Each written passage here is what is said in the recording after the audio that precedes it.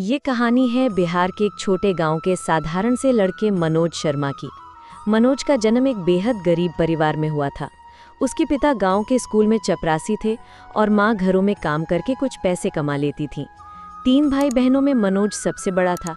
गांव में स्कूल था लेकिन हालात ऐसे नहीं थे कि पढ़ाई पर कोई ध्यान दे पाता। अक्सर बच्चे खेतों में काम कर लेते या मवेशी चराने चले जाते। पर मनोज को बचपन से किताबों से लगाव था।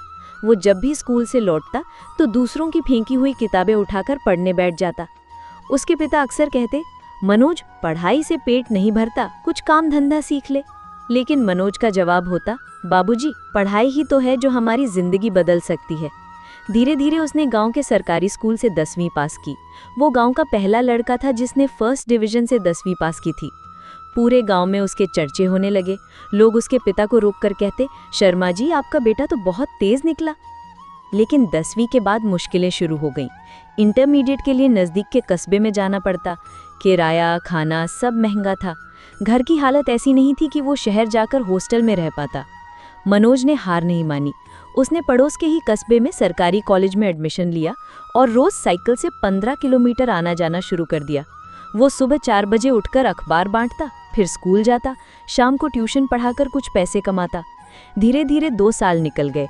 उसने इंटरमीडिएट में भी अच्छे नंबर लाए। अब उसका सपना था पटना जाकर सिविल सर्विस की तैयारी करना। उसके गांव के कई लोग पुलिस कांस्टेबल या चपरासी थे, लेकिन उसने आईएएस बनने का सपना देखा था। लोग हंसते थे, अरे शर्माढ़ी का बेटा आईएएस बनेगा। पर मनोज को कोई फर्क नहीं पड़ता था। उसने किसी तरह अपनी माँ से जिद करके थोड़े पैसे लिए, पुराने कपड़े एक बैग में डाले और बस से पटना पहुंच गया। पटना में वो अपने गांव के एक दूर के रिश्तेदार के घर रुका। वहां जगह तो मिली पर ताने भी मिलने लगे। कब तक रहोगे यहाँ, कुछ कमाओगे भी या ऐसे ही किताबों में पड़े रहोगे। मनोज सुबह 4 बजे उठता, अखबार बांटता, फिर स्कूल जाकर घंटों पढ़ता। वो दूसरों को ट्यूशन भी देने लगा। दिन में खुद पढ़ाई, रात में दूसरों को पढ़ाना, यही उसका रूटीन बन गया। धीरे धीरे मनोज ने अपने नोट्स बना लिए। पैसे की तंगी इतनी थी कि उसके पास किताबें खरीदने तक के पैसे नहीं थे। वो पुराने पेपर जुटाकर खुद ही नोट्स तैयार करता। पर वक्त किसी के लिए नहीं रुकता। पहला अटेम्प्ट उसने बिना किसी कोचिंग के दिया। प्रीलिम्स में पास नहीं हो सका। रिश्तेदारों ने ताने मारे, अब छोड़ भी दे ये किताबें, वापस गाँव जा, कोई छोटी मोटी नौकरी कर, जिंदगी कट जाएगी। पर मनोज को पता था कि वक्त की कीमत क्या होती है। उसने हार नहीं मानी। अगले साल फिर से कोशिश की। इस बार प्रीलिम्स पास हो गया, लेकिन मेंस में नंबर कम रह गए। अब उसकी उम्र भी निकलती जा रही थी। घर से भी कोई मदद नहीं थी। रिश्तेदार भी उसे ताना मारकर घर से निकालना चाहते थे। एक दिन जब वो हताश होकर पटना रेलवे स्टेशन पर बैठा था, तब उसे अपने पिताजी की कही एक बात याद आई। मनोज बेटा, वक्त अगर हाथ से निकल गया तो ये गरीबी तुझे भी वही बनाए रखेगी जो मैं हूँ। वक्त की कद्र कर।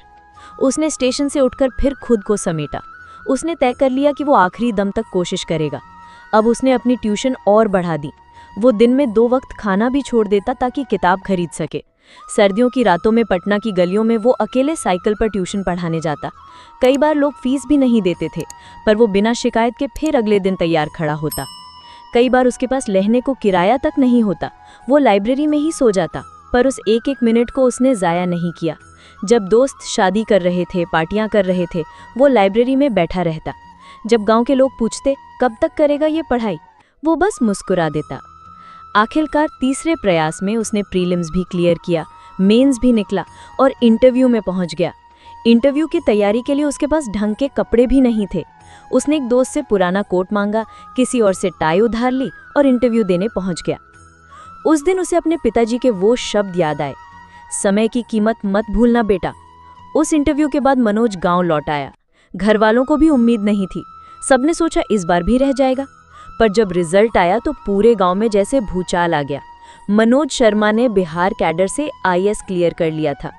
जिस गांव में लोग कहते थे गरीब का बेटा अफसर नहीं बनता, वहां मनोज के नाम की मिसाल दी जाने लगी। उसने अपने गांव में एक छोटा स्कूल भी शुरू करवाया, जहां गरीब बच्चों को फ्री में पढ़ाई जाती है।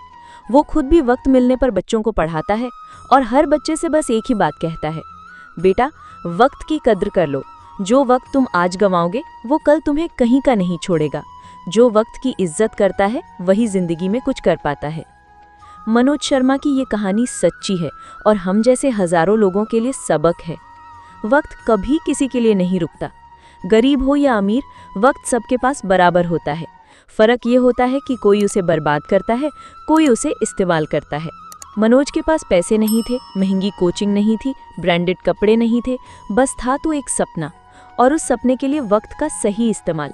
आज वो हजारों बच्चों के लिए मिसाल है, क्योंकि उसने सीखा कि अगर वक्त चला गया तो किस्मत भी निकल जाएगी। अगर आप भी जिंदगी में कुछ बड़ा करना चाहते हैं तो एक बात गांठ बांध लो, पैसा लौट सकता है, रिश्ते लौट सकते हैं, मौका दोबारा मिल सकता है, पर वक्त कभी वापस नहीं आता। जो वक्त अभी तुम्हारे पास है उसे गंवाओ मत। एक एक सेकंड का सही इस्तेमाल करो, क्योंकि वक्त की कीमत वही समझता है जो वक्त पर जीत जाता है। मनोज शर्मा आज भी कहता है, मैंने गरीबी से नहीं, वक्त की कद्र न करने से डर सीखा। जिसने वक्त को जीत लिया उसने सब कुछ जीत लिया।